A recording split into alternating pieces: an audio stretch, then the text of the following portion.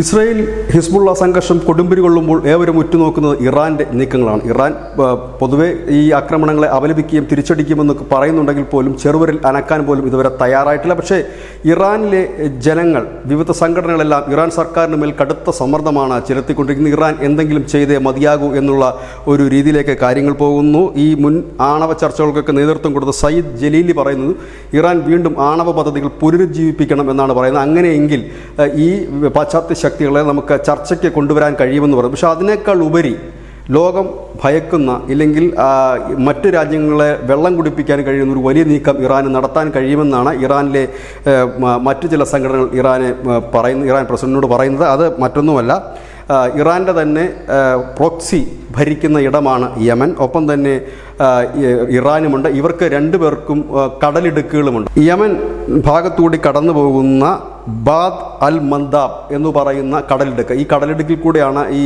ലോകത്തെ എണ്ണ വ്യാപാരം, ഈ ട്രേഡിങ്, എണ്ണക്കപ്പലുകൾ ഏറ്റവും കൂടുതൽ കടന്നു പോകുന്ന ഒരു കടലിടുക്കാണ് യമൻ സമീപമുള്ള ബാബ് അൽ മന്ദാബ്. ഇവിടുത്തെ ഒരു നിയന്ത്രണം യമനാണ്. ഇവിടെ നിയന്ത്രണം കടുപ്പിക്കുകയും ഈ കപ്പലുകൾ തടയുകയും ചെയ്യുക. ഒപ്പം തന്നെ ഹോർമുസ് കടലിടുക്കിൽ കൂടി ഇറാൻ ഒരു തടയൽ ഇല്ലെങ്കിൽ ഉപരോധം കൂടി പ്രഖ്യാപിച്ചു കഴിഞ്ഞാൽ ഈ എണ്ണ കൊണ്ടുപോകുന്ന കപ്പലുകൾ, ലോകത്ത് ഈ എണ്ണ കൊണ്ടുപോകുന്ന കപ്പലുകളിൽ 90% ഉപയോഗിക്കുന്നത് ഈ റൂട്ടാണ്, ഈ യാത്രാമാർഗ്ഗമാണ്. ഈ രണ്ട് യാത്രാമാർഗ്ഗവും ഇറാൻ വിചാരിച്ചാൽ അടയ്ക്കാൻ കഴിയും. ഒന്ന് ഹോർമുസ് കടലെടുക്ക്, മറ്റൊന്ന് ഈ ഹൂത്തികളെ ഉപയോഗിച്ചുകൊണ്ട് ബാബ് അൽ മന്ദാബ് കടലെടുക്കും കൂടി ക്ലോസ് ചെയ്യുകയാണെന്നുണ്ടെങ്കിൽ ഈ എണ്ണ വ്യാപാരം അതോടുകൂടി നിലയ്ക്കും എന്നുള്ളതാണ് ഇറാനിൽ ചൂണ്ടിക്കാണിക്കപ്പെടുന്ന ഒരു കാര്യം. അത്തരത്തിലും ഒരു കടുത്ത നടപടിയിലേക്ക് പോയെങ്കിൽ മാത്രമാണ് ഈ ഇസ്രായേൽ അടക്കമുള്ള പാശ്ചാത്യ ശക്തികൾ ചർച്ചകൾക്കായി വരികയുള്ളൂ. ഇപ്പോൾ നടക്കുന്ന ഒരു വെടിനിർത്തലിലേക്ക് എത്തണമെങ്കിൽ അങ്ങനെ ഒരു കടുത്ത തീരുമാനത്തിലേക്ക് ഇറാൻ എത്തേണ്ടതായിട്ടുണ്ട് എന്നാണ് ഇറാനിലെ ഇപ്പോഴത്തെ മസൂദ് സർക്കാരിന് നൽകുന്ന ഒരു ഉപദേശം.